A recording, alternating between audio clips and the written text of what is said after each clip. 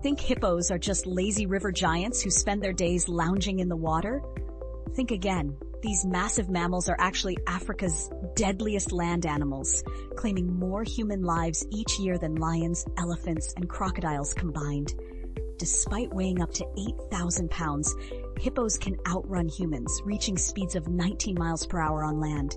And if you think that's impressive, wait until you hear this. Their jaws can open a staggering 150 degrees, with teeth that can grow up to 20 inches long. Here's something mind-blowing. Hippos don't actually swim. They push themselves off the river bottom and float like underwater astronauts. Their bodies are so dense that they can walk underwater using their built-in snorkel. Their nostrils close automatically when submerged. These remarkable creatures produce their own sunscreen, a red liquid that protects their sensitive skin from the harsh African sun. They're also incredible athletes, capable of holding their breath underwater for up to 5 minutes. A group of hippos is called a bloat, and they're extremely social animals. They communicate underwater using special echoing calls that sound like laughs. Despite their massive size, they're completely vegetarian, consuming about 88 pounds of grass each night. And here's a surprise.